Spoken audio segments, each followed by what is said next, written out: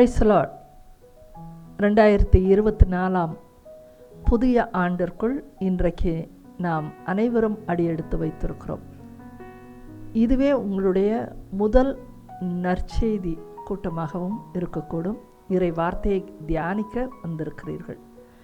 முதல் நாளில் பொதுவாக இந்த வருடம் முழுவதும் நாம் தியானிக்கக்கூடிய அளவிற்கு ஒரு வாக்கு தத்தத்தை எப்பொழுதும் நாம் மனதில் இருத்துகிற வார்த்தைகளாக இன்றைக்கு நாம் பெற்றுக்கொள்ள வேண்டும். ஆகவே இன்றைக்கு நாம் பெற்றுக்கொள்ள போகிற இறை வார்த்தையானது யாபேசு எப்படி ஜெபித்தார் என்பதை பற்றித்தான். 1 குறிப்பேடு 4 9-10 ஆகிய இறை வார்த்தைகளில் நாம் இதை காண முடிகிறது. யாபேசு ஒரு ஜெபத்தை செய்கிறார். அந்த ஜெபமானது யாபேசு இஸ்ரேலின் கடவுளை நோக்கி, கடவுளே, மெய்யாகவே நீர் எனக்கு ஆசி வழங்கி என் எல்லையை பெரிதாக்குவீராக. உம் கை என்னோடு இருப்பதாக. தீங்கு என்னை துன்புறுத்தாது நீர் பாதுகாப்பீராக என்று மன்றாடினார். கடவுளும் அவர் வேண்டியதை அருளினார் என்று பார்க்கிறோம். Praise the Lord. எதற்காக இந்த ஜெபத்தை செய்தார் என்று சொன்னால், அவருடைய எல்லையை பெரிதாக்குவதற்காக. இந்த புதிய ஆண்டிலே நம்முடைய வாழ்க்கையிலும் பர்சனலாக இருக்கலாம், அல்லது பணியிடத்தில் இருக்கலாம், இப்படி பல வகைகளிலே நம்முடைய எல்லைகள் பெரிதாக வேண்டும் என்றுதான் நாமும் கூட விரும்புகிறோம். ஆகவே இன்றைய நாளில் அந்த எல்லைகள் பெரிதாக வேண்டுமென்றால் நாம் கடவுளிடத்திலே அந்த ஆசீர்வாதத்தை எப்படி பெற்றுக்கொள்ள வேண்டும் என்று இந்த இறை செய்தியின் வழியாக கடவுள் நம்மோடு பேச போகிற காரியங்களை நாம் உள்ளிருத்தி நாம் முற்றிலுமாய் இந்த உலகத்தை எண்ணங்களை விட்டுவிட்டு நாம் தியானிக்க முன்வருவோம். கண்களை மூடுவோமா? ஒரு சிறிய ஜெபத்திற்காக. அன்புள்ள பரலோக தகப்பனே, இது 2024 ஆண்டிற்குள்ளாக அடியெடுத்து வைக்க போகிற உம்முடைய பிள்ளைகள் ஒவ்வொருவரின் எல்லைகளையும் நீர் பெரிதாக்கப் போகிறீர். அதை எப்படி பெற்றுக்கொள்வது என்கிற ஞானத்தை இதோ உம்முடைய இறை செய்தியின் வழியாய் எங்களுக்கு அருள்வீராக. இந்த செய்தியை நாங்கள் கேட்க ஆவியானவர் தாமே ஒவ்வொருவரின் உள்ளத்திலும் அதை புரிந்து கொள்ளக்கூடிய சக்தியும் உணர்வையும் எங்களுக்கு தருவாராக. இந்த இடத்துல நான் மறைக்கப்பட்டு நீர் வெளிப்படும்படியாக இயேசுவின் நாமத்தினாலே ஜெபிக்கிறோம். எங்கள் ஜெபம் கேளும் ஜீவனுள்ள நல்ல பிதாவே, ஆமேன். அன்பார்ந்தவர்களே, இந்த புதிய ஆண்டிலே நம் ஒவ்வொருவருக்கும் பலவிதமான தேவைகள். நம்முடைய தேவைகளைத்தான் நம் கடவுளிடத்தில் ஜெபமாக ஏறெடுக்கிறோம். அந்த தேவைகளை பெற்றுக்கொள்வதுதான் எல்லைகளை பெரிதாக்குவது என்று சொல்லுகிறோம். யாபேசை பற்றி முதலில் சிறிது அளவு தெரிந்து கொள்வோம். யாபேஸ் என்றால் யார் என்று சொன்னால், அவர் ஒரு காலகட்டத்தில் யூதர்களின் அரசராக இருந்தார். அப்படிப்பட்ட அரசருக்கே எல்லைகளை பெரிதாக்குவது. அரசருக்கெல்லாம் என்ன எல்லைனா, எப்பொழுதுமே பக்கத்து நாடுகளோடு சண்டையிட்டு அதில் வெற்றி கொள்வது என்பதுதான் எல்லைகளை பெரிதாக்குவது.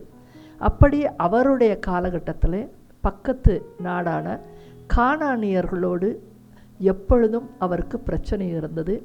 அவர்களை வென்று தன்னுடைய எல்லையை பெரிதாக்க வேண்டும் என்று விரும்பினார். ஆனால் அவர் செய்த இந்த ஜெபமானது விவிலியத்திலே மிக மிக முக்கியமான அளவிலே ஒரு ஜெபம் என்று சொன்னால் தானியேலின் ஜெபம், எஸ்தரின் ஜெபம் என்று சொல்வது போல மிக ஞானமுள்ள ஒரு ஜெபமாக இந்த யாபேசின் ஜெபத்தை இன்றைய அளவும் கிறிஸ்தவத்திலே பார்க்க முடிகிறது. இது எல்லா விதமான மொழி மாற்றத்திலும், அதாவது சிரிய மொழியிலையும் சரி, ஹீப்ரு மொழியிலையும் சரி, இந்த யாபேசு பகுதி முக்கியமாக இருக்கிறது. அதனால் யாபேசு ஒய்ஏ அந்த ஸ்பெல்லிங்கில் யாபேஸ் என்றும் பல மொழிகளிலே அதே பெயரோடு அழைக்கப்படுகிறார். ஆனால் ஆங்கிலத்தில் ஜேஏ ஜாபேஸ் என்றும் அழைக்கப்படுகிறார். அப்போ அவர் எந்த விவிலியத்தில் எந்த பகுதியில் வருகிறார் என்று பார்த்தால் 2 வசனங்களில் தான் காணப்படுகிறார். வேறு எங்கும் அவர் காணப்படுவது இல்லை. இந்த 1 குறிப்பேடு 4ஆம் அதிகாரத்தில் 9, 10ஆம் வசனத்தில் தான் காணப்படுகிறார். ஆனால் அப்படி பார்க்கிற பொழுது கூட அவருடைய ஜெபம் இன்றளவும் நிறைய புத்தகங்களாக நிறைய இடத்துல பயன்படுத்தக்கூடிய ஒரு ஜெபமாக அமைந்திருக்கிறது. 9ஆம் வசனத்தை நாம் பார்ப்போம் என்றால் இவரை பற்றிய ஒரு வரியில் ஒரு குறிப்பு தெரிகிறது. யாபேசு தம் சகோதரரை விட சிறப்பு மிக்கவராய் இருந்தார். ஆக அவர் அவ்வளவு சிறப்பு பெற்றிருந்தாலும் கடவுளிடத்திலே ஜெபிப்பதை அவர் விட்டுவிடவில்லை என்பதை அது தெளிவாக உணர்த்துகிறது.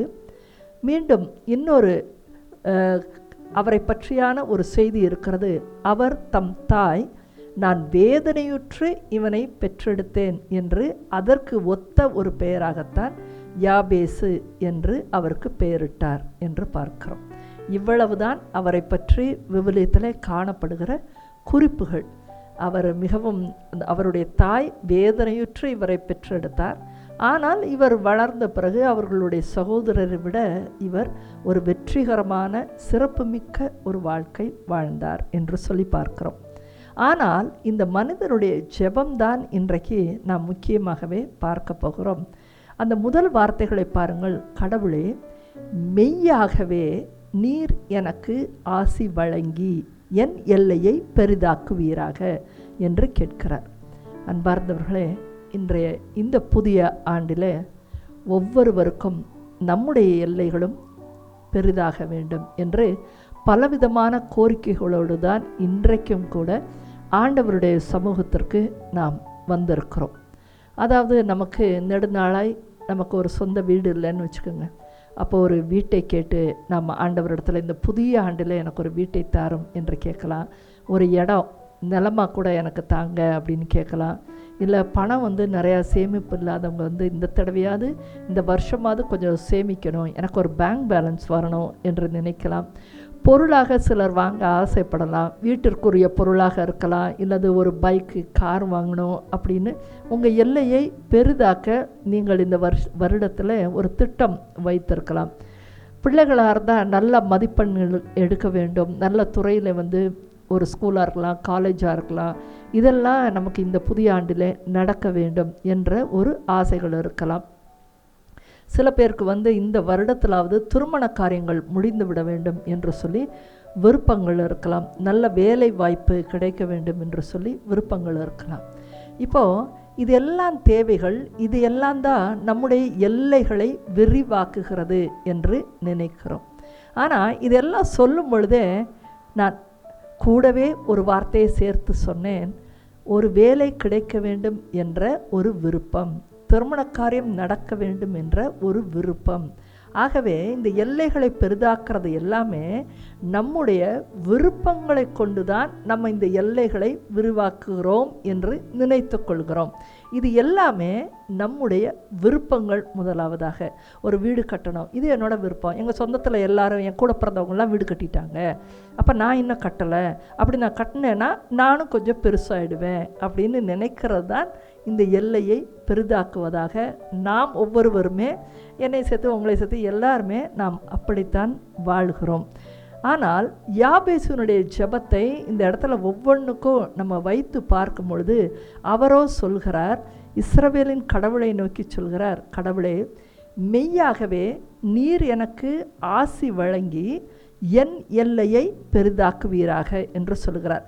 எல்லையை பெரிதாக்குவதற்கு முன்பாக அவர் ஆசி வழங்கி என்று கேட்கிறார். முதல் ஆசீர்வதிங்க, அதிலிருந்து அது எல்லையை பெரிதாக்கட்டும் என்று சொல்லுகிறார். நம்ம பல நேரங்களில் என்ன பண்ணுறோம்னா, எல்லைக்கு என்ன தேவையோ அதை முதல்ல வச்சுட்டு அப்புறம் நம்ம ஆசீர்வாதத்தை கேட்கிறோம். ரொம்ப அழகாக இது ஆங்கிலத்தில் சொன்னால் ரொம்ப ஒரு ஆச்சரியமாக இருக்கும். அதாவது டு பி பிளெஸ்ட் என்று சொல்வதும் பிளெஸ்ட் என்று சொல்வதற்கும் வித்தியாசம் இருக்கிறது. எப்படின்னா, பிளெஸ்ட் என்று சொன்னால் ஆசீர்வாதமாக உள்ளது என்று அர்த்தம். டு பி பிளஸ்ட் என்று சொன்னால் நீங்கள் வாங்கிட்டு வந்ததை அதை நம்ம ஆசீர்வதிக்கிறோம் என்பது அர்த்தமாகிறது. ஒரு திருமண காரியமே எடுத்துக்கிட்டால் கடவுள்தான் இதை நடத்த வேண்டும் என்று சொல்லி காத்திருந்து அது பல தருணங்களிலே வெளிப்படுத்தப்பட்டு அது கைக்கு வந்து சேரும் பொழுது இது கடவுளால் நிகழ்ந்துள்ளது அப்படின்னு சொல்லி அது சிலருக்குல பலருக்குமே அது கண்களுக்கு தெரியணும். அது அப்படி தெரிஞ்சிச்சுன்னா தான் that is blessed by God. ஆனால் இப்போ வந்து அவசரத்தில் ஏற்படுற திருமணங்களாக இருக்கலாம், இல்லை யார்கிட்டே கலந்து ஆலோசிக்காத திருமண காரியங்கள், அவங்களோட விருப்பத்திற்கு ஏற்ப சில திருமண காரியங்கள், இந்த மாதிரிலாம் நிறைய காரியங்கள் நடக்குது. பெற்றோர் இல்லாத திருமண காரியங்கள், இப்படி சில காரியங்களை நடத்தி அவங்க எல்லாத்தையும் முடிவெடுத்துட்டு என்ன சொல்கிறாங்கன்னா, இப்போ சில குருவானவர்களை வைத்து அந்த திருமண காரியத்தை நடத்துகிறாங்க. அவர்கள் எடுத்து வந்த காரியத்தை டு பி பிளெஸ்ட், இப்பொழுது நீங்கள் ஆசீர்வதியுங்கள் என்று சொல்லுகிறார்கள். அப்போது நம்ம விருப்பத்தை எடுத்துக்கொண்டு வந்து இதை நீங்கள் ஆசீர்வதிங்க அப்படின்னு நம்ம சொல்கிறதுக்கும், கடவுளாக கொடுப்பதற்கும் ஆசீர்வதித்து ஒன்றை கொடுப்பதற்கும் ரெண்டுக்கு வித்தியாசம் இருக்குது. சில சமயங்களில் காரை வந்து நம்ம நினைக்கவே மாட்டோம். ஒரு சிலருக்கு இப்படிப்பட்ட அனுபவம் இருக்கும். நான் ஒரு முறை வந்து பல ஊர்களுக்கும் இது நடந்திருக்குது, யுஎஸ்ஏவில், துபாயில். அப்போ நான் அங்கே ஒரு ஊழிய பயணத்தை மேற்கொண்டு இருந்த பொழுது அங்கே இருக்கிறவங்க வந்துட்டு, ஐயோ இந்த ஊரில் வேறு எந்த ட்ராவல் இதுவும் டிரான்ஸ்போர்ட்டேஷனுக்கும் வழி இல்லை, நம்மக்கிட்டேயும் கார் இல்லையே, சிஸ்டர் வேறு வராங்களே, ஆண்டவரே நான் என்ன செய்ய போகிறேன் அப்படின்னு கேட்ட பொழுது அவங்க ரொம்ப ஒரு ஆச்சரியமாக சொன்னாங்க, சிஸ்டர் நாங்கள் வந்து அந்த பணம் கூட எங்கள் கையில் இல்லை, ஆனால் நீங்கள் வர்றதுக்கு 4 நாளைக்கு முன்னாடி இந்த கார் புக் ஆகி எங்ககிட்ட வந்துச்சு, அது வந்து கடவுளே ஆசீர்வதிச்சு கொடுத்தாரு அப்படின்னு சொல்லி ரொம்ப பரவசமாக என்னோடு கூட பகிர்ந்தது உண்டு. அப்படி கடவுளே வந்து அந்த தேவையை பார்த்து அவர் ஆசீர்வதித்து நம்மக்கிட்ட கையில் கொடுத்துட்டார். புரியுதுங்களா? இதுதான் அவர் ஆசீர்வதித்து நம்முடைய எல்லையை பெரிதாக்குவது. ஆனால் நம்ம என்ன செய்கிறோம், பல நேரங்களில் நம்மளோட விருப்பமாக இருக்கலாம், அந்த விருப்பங்களில் நிறையா நேரத்தில் எப்படி இருக்குன்னா, மற்றவர்களை பார்த்து அவங்களாம் கார் வாங்கிட்டாங்க, நம்ம இன்னும் வாங்கலை, இத்தனை வருஷமாச்சு நமக்கு இன்னும் ஒரு வண்டி கூட இல்லை, எங்கள் வீட்டில் ஒருத்தரை வாங்கிட்டாங்க நம்ம இன்னும் இவ்வளோ நாள் வாங்காமல் இருக்கிறோம், என் ஆஃபீஸில் ஒருத்தர் வாங்கிட்டா அதனால் நான் வாங்காமல் இருக்கிறேன், இப்படி என்று பல விருப்பங்களினால் நம்மளாக ஒரு கார் எடுத்துகிட்டு வந்துட்டு அப்புறம் நம்ம என்ன சொல்கிறோம், இதை வந்து ஆசீர்வதிங்க அப்படின்னு சொல்கிறோம். ஸோ ரெண்டுக்கு வித்தியாசம் இருக்குது. கடவுளாக ஒரு கட்டத்தில் இது உனக்கு தேவை என்ற ஆசீர்வதித்து கொடுப்பதும் ஒரு வழி இருக்குது, அதுதான் ஆசீர்வாதம். அதைத்தான் யாபேசு சொல்லுகிறார், நீர் ஆசீர்வதித்து என்னுடைய எல்லையை பெருக்குவீராக. பிளெஸ்ஸிங் முதலாவதாக அவர் வைக்கிறார். ஆசீர்வதித்து நீங்கள் ஏதாவது கொடுக்குறதா இருந்தால் கொடுங்க, இல்லைன்னா எனக்கு அது வேண்டாம் என்று சொல்லுகிறார். அதனால தாங்க இன்றைக்கு இத்தனை வருடங்கள் தாண்டியும் இந்த ஜெபம் வல்லமை மிக்கதாய் இருக்கிறது. இன்றைக்கு அநேக எல்லைகளை இன்றைக்கு மக்கள் தங்களுடைய விருப்பத்தினாலே அவர்கள் விரிவாக்க விரும்புகிறார்கள். எனக்கு ஒரு வேலை, ஐயோ எல்லாருக்கும் கிடச்சிருச்சு அதனால் எனக்கு கிடைக்கல, எனக்கு இந்த வேலை வேணும், ஏன் வேணும் உனக்கு அப்படின்னா எல்லாருக்கும் கிடச்சிருச்சு அப்படின்னு கேட்கறது விருப்பத்தினாலே. அப்போது எதை ஒன்றை தொட்டாலும் உங்களுக்கு ஒரு வேலையே கிடைக்குதுன்னு வச்சுக்கோமே, இல்லை ஒரு கார் கிடைக்குது, உங்களுக்கு ஒரு வீடு கிடைக்குது, ஒரு திருமண காரியம் ஆகுது, எந்த ஒரு காரியத்தையும் சாதாரண மனித வாழ்க்கையிலே அடுத்த கட்டத்திற்கு அது எடுத்து செல்லும் என்று சொன்னால் உங்களுடைய எல்லைகள் பெரிதாகுகிறது என்று அர்த்தம். அதனால தான் மனுஷங்க அதுக்கெல்லாம் ஆசைப்படுறாங்க, இப்படி நம்ம பெருசாக காட்டிக்கிறதுக்குன்னு சொல்லி. அப்படி எல்லையை பெரிதாக்கும் பொழுதெல்லாம் கண்டிப்பாக ஒரு இடத்த போய் பிடிக்கிறீங்க இல்லையா, எல்லைனா இன்னொரு எல்லை ஏற்கனவே இருக்குது, நீங்கள் அதை போய் ஆக்கிரமிப்பு செய்ய போகிறீர்கள். ஒரு காரை வாங்கிறதா இருந்தாலும் ஒரு பொருளை அதை எடுத்து நாம் ஆக்கிரமிப்பு செய்ய போகிறோம், அதை பயன்படுத்த போகிறோம், அது நம்முடையது என்றாக போகிறது, அதை வைத்து நாம் பல கிலோமீட்டர் தூரம் போக போகிறோம்.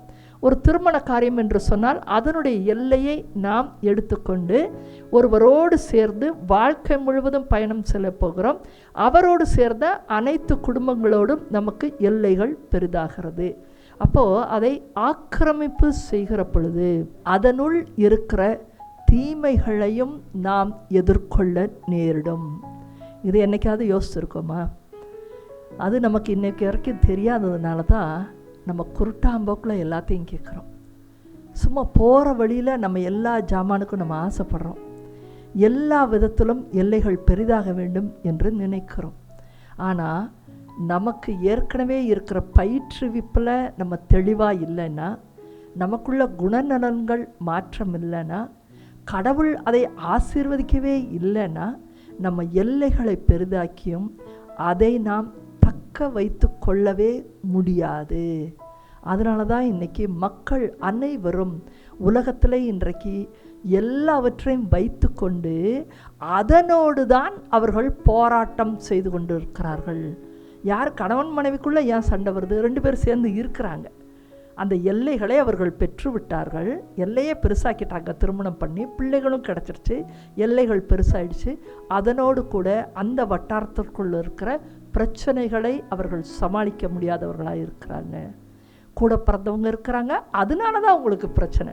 கூட பிறந்தவங்க இருக்கிறது ஆசீர்வாதமாக மாறவில்லை, அது பிரச்சனைகளை கொண்டு வந்து விடுகிறது. ஒரு வீடை வாங்கணும்னு சொல்லி ஆசைப்பட்டு வேகமாக வாங்குறாங்க, லோன் கட்ட முடியல, இப்போ ஜப்திக்கு போகுது, விற்கிற வேண்டிய நிலைமை ஆயிடுச்சு. வாங்கினேன், அது என்னவோ தெரில, என்கிட்ட நிற்கலை, அது திருப்பி கொடுத்துட்டேன் என்று பலரும் புலம்புகிறோம். ஒரு காரை வாங்குறாங்க, ஏதோ தன்னுடைய ஆசையை கொடுத்து எல்லைகளை பெரிதாக்குறாங்க. சில சமயங்களில் லோன் கட்ட முடியறதில்ல. சில சமயம் எனக்கு தெரிஞ்ச சில பேர்லாம் முதல்ல ஒரு வாரத்துக்குள்ளே ஒரு ஆக்சிடென்ட் பண்ணிடுவாங்க. அதுக்கப்புறம் அவங்க லைஃப் லாங்காக காருக்கே போக மாட்டாங்க, பயம். அதை ஓட்டவே முடியாது. சில சமயங்களில் பெரிய ஆக்சிடென்ட்டும் நடக்குது. அப்போ ஒரு எல்லையை பெரிதாக்கும் பொழுது இத்தனை பிரச்சனைகளை அவர்கள் எதிர்கொண்டு தான் செல்கிறார்கள். அப்போ நம்ம எல்லையை பெரிதாக்குறதுக்கு முன்னாடி கடவுளுடைய ஆசீர்வதித்து அந்த எல்லையை பெரிதாக்கினார்னா, நமக்குள்ளே கண்டிப்பாய் அந்த எல்லைகளுக்குள்ளாக இருக்கிற பிரச்சனைகளை தீர்ப்பதற்குண்டான வல்லமையும் வைக்கப்படுகிறது. இந்த வல்லமையை நம்ம வாங்காமல் நம்முடைய விருப்பத்தின் நிமித்தமாய் எல்லையை பெரிதாக்க வச்சுட்டு இப்போ போய் நீங்கள் ஆசீர்வதிங்கன்னு சொல்லும் பொழுது அது பேரளவிலான ஆசீர்வாதம். அது என்ன ஆகுதுன்னா, நமக்கு எல்லைகளோடு போராடக்கூடிய காலங்களைத்தான் அது கொடுக்கிறது. யாபேசு மிக மிக ஒரு ஞானத்தோடு தான் அவர் இந்த ஜெபத்தை செய்திருக்கிறார். அதனால தான் சொல்கிறாரு அவர் கடவுளை நோக்கி, கடவுளே மெய்யாகவே முதல்ல ரொம்ப ரொம்ப உண்மை, எனக்கு ரொம்ப தேவை என்ன தெரியுமா, முதல்ல நீங்கள் ஆசீர்வதித்து வேணும்னா எல்லையை பெரிதாக்கி என் கையில் கொடுங்க. அது எவ்வளோ புரிஞ்சிருக்காருன்னா, அடுத்த வரிகளில் அவர் சொல்கிறார், உம் கை என்னோடு இருப்பதாக. அதான் எல்லையை ஆசீர்வதிச்சு கொடுத்துட்டார்ல, அப்புறம் எதுக்கு அவர் எப்பொழுதுமே கூட இருக்கணுமா? தீங்கு என்னை துன்புறுத்தாது நீர் பாதுகாத்து அருள்வீராக. பார்த்தீங்களா, தீங்கு என்னை துன்புறுத்தாது. எல்லாம் பெருசானாலும் அங்கே தீமை இருக்கிறது, அதனால் உன் கை எப்பொழுதும் என்னோடு கூட இருப்பதாக என்று சொல்லுகிறார். அன்பார்ந்தவர்களே, இந்த புதிய ஆண்டில் நம்முடைய விருப்பம் போல, அது பொருளாக இருக்கலாம், உறவுகளாக இருக்கலாம், எந்த ஒரு காரியத்தையும், பிள்ளைகளுடைய எதிர்காலமாக இருக்கலாம், கடவுளுடைய கரமிருந்து ஆசீர்வதித்து அது தானாகவே நம்மை வந்து சேரும். முதல்ல இன்றைக்கு தானாக வந்து சேருகிற வரை காத்திருக்கத்தில் இன்றைக்கி மக்களுக்கு ஒரு அமைதியான சூழ்நிலை இல்லை. பல இடங்களை தேடி போகிறாங்க. ஐயோ அதை முடிச்சிருமோ, அதுக்கு முன்னாடி நம்ம போய் நின்று அதை பெற்றுக்கொள்ளணும்னு அவசர கதியில் சில காரியங்களை செய்கிறார்கள். போகிற வழிகளில் நிறைய உறவுகளை முறிக்கிறார்கள், நிறைய கசப்பான அனுபவங்களை ஏற்படுத்திட்டு, ஏன்னா விருப்பம் அதை நாடி தேடி ஓடுறப்போ நிறைய பேர் இதனால் காயம்பட்டாங்களா அதெல்லாம் பார்க்கவே முடியாமல் நேராக போய் முட்டி அந்த காரியத்தை வாங்கி என் எல்லை பெரிதாகி விட்டது என்றே மேளம் கொட்டுகிறார்கள். ஆனால் பார்க்குறவங்களுக்கு வித்தியாசமாய் தெரிகிறது. இல்லையே, இது நிஜமாகவே கடவுள் ஆசீர்வதிச்சு தான் கொடுக்குறாரா அப்படின்னு ஒரு கேள்வியாக இருக்கிறது. அதன் பிறகு அவர்கள் எப்பொழுதும் போராட்டத்தை சந்திப்பதையும் பார்க்க முடிகிறது. அப்போ நமக்கு இன்றைக்கு ஆண்டவர் இந்த யாபேசின் ஜெபத்தை பற்றி சொல்லுகிறார். நம்ம இன்றைக்கி ஆழமாக கொஞ்சம் கடவுள்கிட்டேருந்து வர்ற ஆசீர்வாதத்துக்கும் நம்மளா ஒரு எல்லையை விரிவாக்கிக்கிட்டு மனம் போன போக்கில் ஒரு எல்லையை அவசர கதியில் விரிவாக்கிக்கிட்டு ஆசீர்வதிங்கன்னு சொல்கிறதுக்கும் ரெண்டுக்கும் ரொம்பவே வித்தியாசம் இருக்கிறதுங்கிறத நம்ம புரிந்து கொள்ள வேண்டும். என்னுடைய வாழ்க்கையில் சமீபத்தில் அப்படி ஒரு சம்பவம் நடந்துச்சு. நான் அந்த சம்பவத்தை அதுக்குள்ளே நுழைஞ்சு வெளியே வந்த பிறகு தான் எனக்கு இந்த வார்த்தைகளுடைய பெரிய அர்த்தமே எனக்கு புலப்பட்டது. 30 ஆண்டுகளுக்கு மேலாக நான் ஒரே வீட்டில் தான் இருந்தேன். 30 வருஷம் ஆச்சுன்னா கண்டிப்பாக அந்த ஓரத்துல எல்லாம் நிறையா அந்த கரையானோ இல்லை இந்த எறும்புகளோ வரும்போது நிறைய மண்ணை வெளியே எடுத்து போட்டு விட்டுரும். ஒவ்வொரு நாள் காலையிலையும் பார்த்திங்கன்னா நல்லா குப்பை தட்டில் நிறையா மண்ணெல்லாம். அப்போ அவ்வளோ மண் அந்த ஓரத்துலலாம் நிற்க ஆரம்பிக்கும். வீடு ரொம்ப இருளாக பழைய காலத்து அந்த பழைய டைல்ஸு ஒன்றுமே கண்ணுக்கே தெரியாது, அந்த மாதிரி ஒரு டைல்ஸில் 30 வருஷ காலம் நான் வாழ்ந்தாச்சு. அப்போ நான் நமக்கு நேரமே இல்லை முதலாவதாக. ஏன்னா நான் இப்படி இதுக்காக 1 மாதம் 2 மாதம் டைம் கொடுக்குறதுங்கிறது இப்போ இருக்கிற ஷெட்யூலில் முடியவே முடியாது. இதில் என் கணவர் பெரிய பொறுப்பெடுத்து கொள்வதில்லை, அதனால் பார்க்குறதுக்கோ ஆள் கிடையாது. ஸோ முதல்ல நேரம் இல்லை, பார்க்குறதுக்கு ஆள் இல்லை. நான் இதை கொஞ்சம் தீவிரமாக நினைக்கும் பொழுதெல்லாம் இப்போ செலவு பண்ணுற அளவுக்கு நம்மகிட்ட பணம் இல்லை. இப்போ இந்த 3ஐயும் நினைத்து நான் போதும், நமக்கு ஊழியக்காரருடைய வீடு இப்படி இருந்தால் போதும், சின்னதாக இருந்தாலும் போதும் அப்படின்னு நான் என்னை தேற்றிக்கொண்டே நான் சில நேரங்கள் வருத்தமாக இருந்தது. ஆனாலும் நான் அதை அப்படியே போட்டுகிட்டே போயிட்டேன். எனக்கு விருப்பங்களும் வரல, ஆனால் குறைபாடு இருந்துக்கிட்டே தான் இருந்துச்சு. ஆனால் நம்முடைய நேர்மையான குறைபாடுகளை கடவுள் ஆய்ந்து அறிந்தவராய்த்தான் இருக்கிறார். எப்போ கொடுக்கணுமோ அதை நமக்கு கொடுப்பார். அவர் ஒரு நேரத்தை எப்பொழுதுமே நியமித்து கொண்டே தான் இருக்கிறார் நமக்கு. ஏன்னா நம்ம மண்ணள்ளும் போது நம்ம சொல்கிறோம், ஐயோ இவ்வளோ மண் வருது பாரு, இந்த வீடு என்ன ஆகுது பாரு, இதுக்குள்ளேயா நம்ம வாழ்கிறோம் அப்படின்னு நம்முடைய நினைவுகளை அவர் ஆய்ந்து அறிந்தவராய்த்தான் இருக்கிறார். அப்போ தன்னாலே ஒரு நாள் அவர் ஆசீர்வதித்து கொடுக்கவும் அவர் காத்திருக்கிறார்.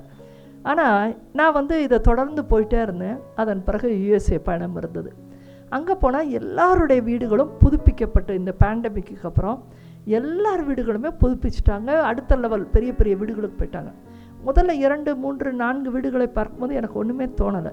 ஆனால் ஊருக்கு வருகிற அந்த கடைசியான ஒரு வீட்டில் நான் தங்கியிருந்த பொழுது தான் நான் அப்படியே கண்களை மூடி ஆண்டவர்கிட்ட கேட்டேன், இங்கே பார்த்தா எல்லாரோட வீடும் மாறிடுச்சு, நாளைக்கு நான் ஊருக்கு செல்லவிருக்கிறேன்.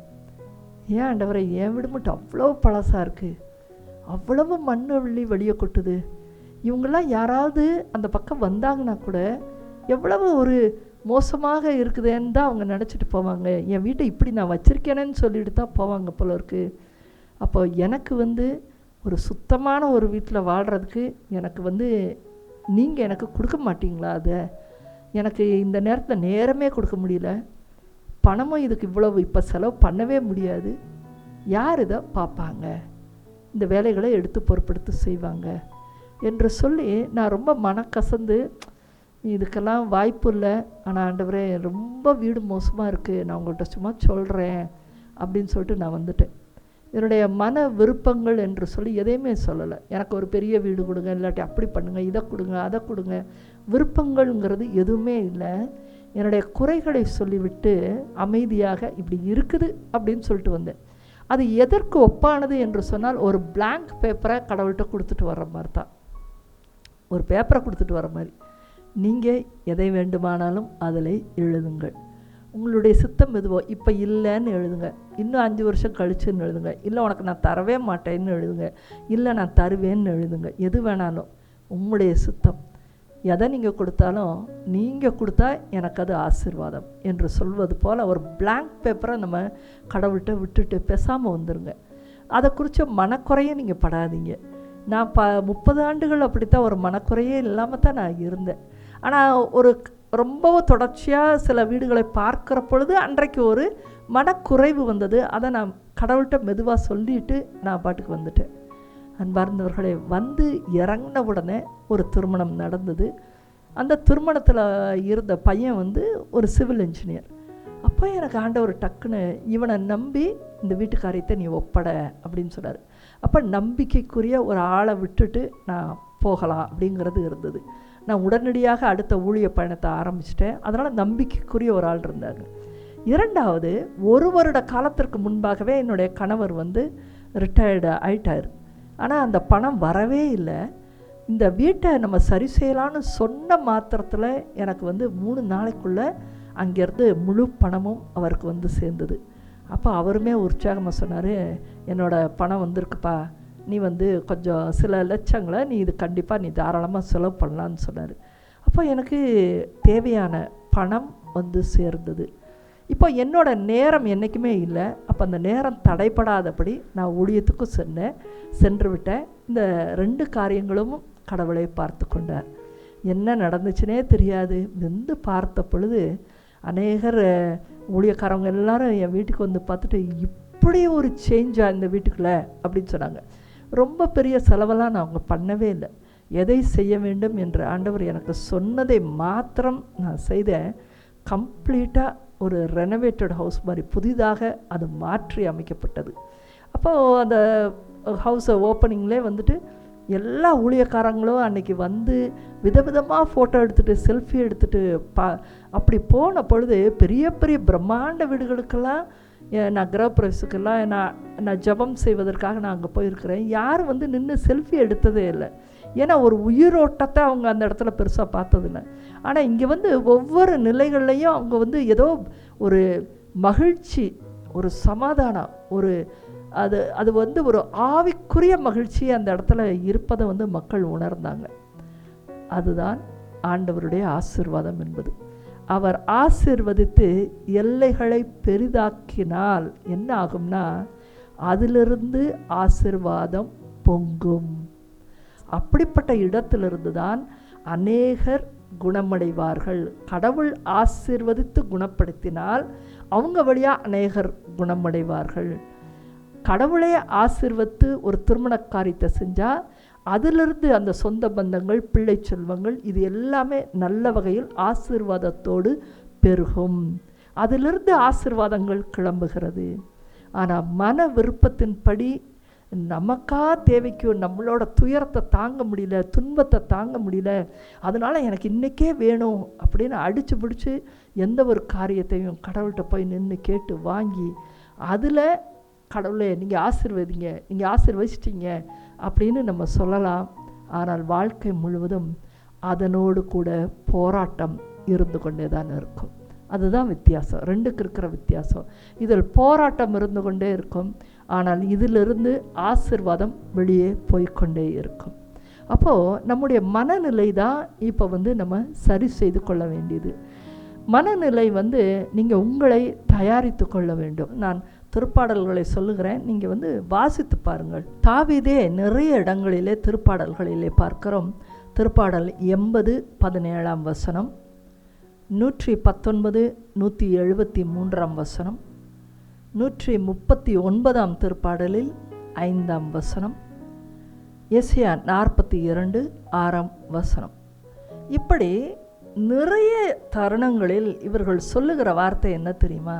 ஆண்டவரே, உம்முடைய கரம் எப்பொழுதும் என்மேல் இருப்பதாக, அப்பொழுது தீங்கு என்னை அணுகாது, நீர் என் வலப்புறமிருந்து என்னை பாதுகாத்தருளும் என்று இவர்கள் அநேக முறை இந்த வார்த்தைகளை பயன்படுத்துகிறார்கள்.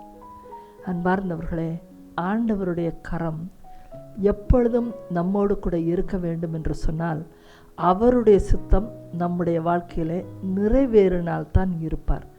அவர் ஆசீர்வதித்து கொடுக்கிற காரியங்களில் அவருடைய கரம் எப்பொழுதும் இருக்கும். ஆகவே இந்த புதிய ஆண்டிலே எந்த ஒரு காரியத்தை செய்தாலும் கடவுளை முன் நிறுத்துங்கள், அதற்காக காத்திருங்கள், உபவாசித்து ஜெபிக்க மறவாதிருங்கள். கடவுள் ஏற்ற வேளையிலே தருவார் என்ற நம்பிக்கையோடு இருங்கள். மீண்டும் மீண்டும் இந்த ஜெபத்தை ஒரு மந்திரம் போல மீண்டும் மீண்டும் உங்கள் வாழ்க்கையில் இந்த வருடத்தில் சொல்லுங்கள். ஆண்டவரே, உமக்கு சித்தம் இருந்தால் நீர் ஆசீர்வதித்து என்னுடைய எல்லையை பெரிதாக்கும், இல்லைன்னா எனக்கு அது வேண்டவே வேண்டாம். அந்த எல்லையை பெரிதாக்கினாலும் அதில் தீங்கு இருக்கும், தீங்கு என்னை அணுகாதபடி உம்முடைய கரம் என்னோடு கூட இருப்பதாக என்று கேளுங்க. கண்டிப்பாக கேளுங்க. இப்படிப்பட்ட ஒரு ஜெபத்தை கடவுள் கேட்க விரும்புகிறார், அதை ஆசீர்வதிக்கிறார். ஏனென்று சொன்னால் அதனுடைய ஜெபத்தினுடைய முடிவிலே நாம் அந்த வசனத்தில் பார்க்கிறோம், ஆண்டவர் அந்த ஜெபத்தை கேட்டு அவருக்கு ஆசி வழங்கினார் என்று பார்க்கிறோம். அன்பார்ந்தவர்களை, இன்றைக்கு எல்லைகள் பெரிதாக வேண்டுமா? எதுவுமே பெரிதாகுமா? அப்போ ஆசையே இல்லாமல் நம்ம பேசாமல் இருக்கலாமா அப்படின்னு கேட்டால், வாழ்க்கை எதுவுமே செய்யாமல் இருப்பதற்கு அல்ல. நம்ம எல்லைகளை பெரிதாக்கணும். இப்போ படிக்கிற பையனாக இருந்தால் நல்ல மார்க் எடுக்கணும், அதை கடவுளே தான் விரும்புகிறார். பெற்றோர் மட்டுமல்ல, உலகம் எல்லாமே அதான் விரும்புகிறது. நம்முடைய அறிவு பெருக வேண்டும், ஞானம் பெருக வேண்டும். அறிவு என்பது உலகத்தை சார்ந்தது. நீங்கள் எல்லோரும் வேலைக்கு போகிறீங்க, சம்பாதிக்கிறீங்க. அப்போ அதற்கு தேவை அந்த உலகியல் அறிவு.